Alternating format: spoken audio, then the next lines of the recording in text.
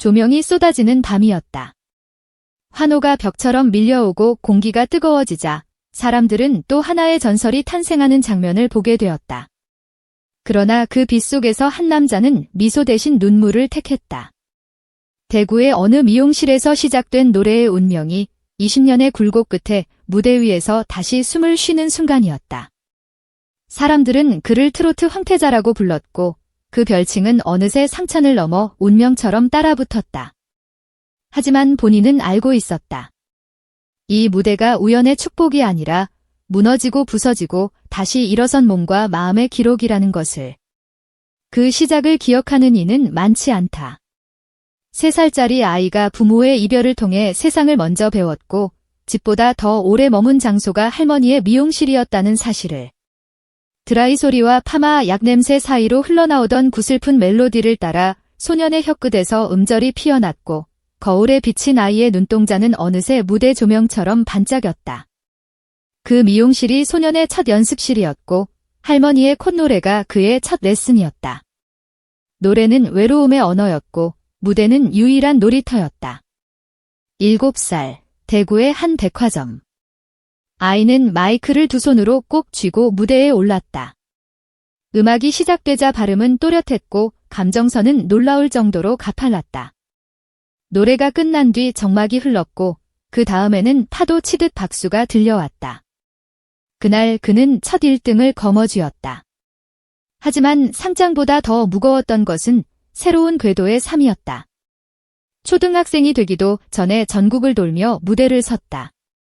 대구에서 아침 공연을 마치면 저녁에 부산, 다음 날엔 광주. 어떤 날은 점심도 거른 채 행사장을 전전했다. 사람들은 트로트 신동이라 치켜세웠지만 무대 아래에서 소녀는 늘 졸렸고 무거웠다. 어른처럼 해야 한다는 눈빛과 말 없는 기대가 아이의 어깨에 쌓여갔다. 칭찬은 달콤했지만 그 맛속에는 끝없이 완벽해야 한다는 압박이 숨어 있었다. 12살, 남민수 가요제 대상. 플래시가 번쩍이고 기사 제목은 차세대 트로트 천재를 노래했다. 모든 것이 화려해졌지만 소년의 유년은 작아졌다. 수학여행의 웃음 대신 대기실의 침묵을 배웠고 운동장의 흙냄새 대신 분장실의 분 냄새를 기억했다. 그는 말했다. 나는 노래를 불렀지만 그 속엔 내가 없었다. 김용빈이라는 사람은 점점 희미해졌다. 그 문장은 칭호의 그림자를 고백하는 선언이었다. 트로트의 왕자라는 별칭은 왕관이 아니라 족쇄였다. 무대에서 완벽에 가까운 소리를 내는 순간에도 그는 자신이 점점 멀어진다는 사실을 알고 있었다. 16살, 일본 진출. 누군가는 기적의 소년이라 불렀고 누군가는 새로운 시장의 신호라고 해석했다. 하지만 언어는 낯설었고 거리도 낯설었으며 무엇보다 외로움이 낯설지 않게 스며들었다. 호텔방의 침대 모서리에서 작은 물병을 끌어안고 목을 보호하느라 하루가 지나갔다. 콘서트가 끝나면 조용히 앉아 벽을 바라보던 밤들이 이어졌다. 소녀는 스스로에게 말했다. 노래는 영광의 문이자 나를 가두는 감옥이다. 그리고 어느 날 예고 없이 변성기가 왔다. 음이 흔들리고 고음이 갈라졌다. 마이크를 잡을 때마다 익숙한 내 목소리 대신 낯선 누군가의 소리가 흘러나왔다.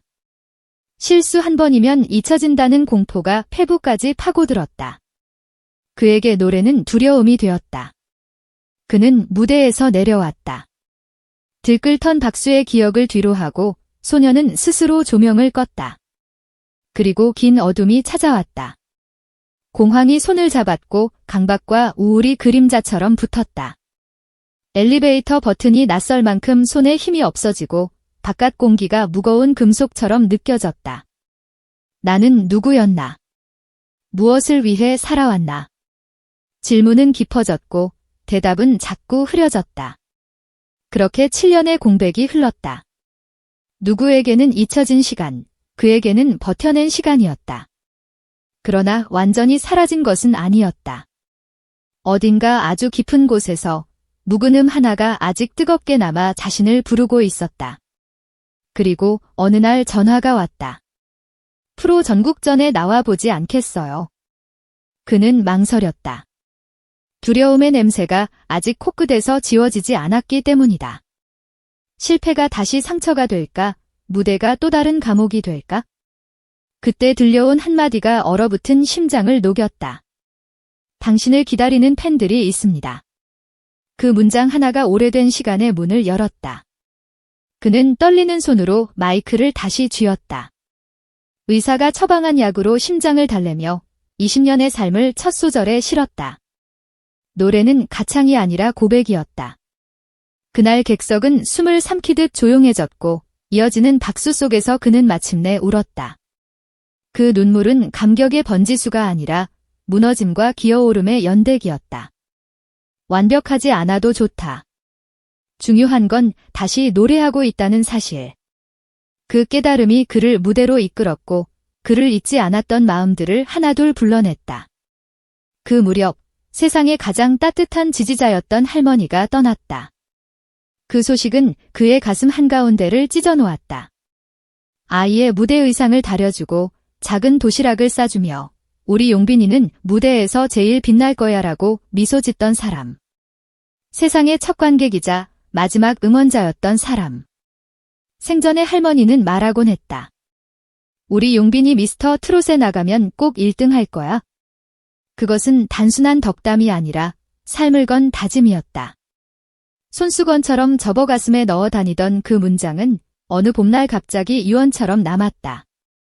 그는 결심했다. 그 약속을 무대 위에서 지키겠다고. 미스터 트롯 3. 그는 경연을 각오가 아니라 약속으로 받아들였다. 예심에서 태진아의 애인을 선택했고 음악이 흐르자 눈을 감았다. 가사 한 줄 한 줄이 편지였다. 할머니, 보고 계시죠? 마이크는 젖었고 목소리는 떨렸으나 그 떨림은 두려움이 아니라 사랑의 증거였다. 화면 너머의 시청자들은 그 진심을 알아보았다. 이건 기술의 과시가 아니라 삶의 고백이었다. 이후 그는 단 한 번도 대국민 투표 1위를 내주지 않았다. 8주 연속 1위. 이름이 호명될 때마다 그는 늘 고개를 숙였다. 그것은 자만이 아니라 감사였다. 그리고 결승. 무대 중앙을 향해 조용히 걸어 들어가며 그는 할머니가 좋아하던 흰 정장을 입었다. 조명 아래서 속삭였다. 이건 할머니에게 바치는 무대입니다. 노래가 끝나자 객석은 기립했고 박수와 눈물이 뒤섞였다. 결과는 진이 기자가 어떤 기분이냐고 묻자 그는 말했다. 이건 제 우승이 아닙니다. 할머니의 우승이에요. 그 한 문장에 지난 세월의 쓸쓸함과 오늘의 빛이 동시에 울었다. 이제 김용빈의 무대는 다르다.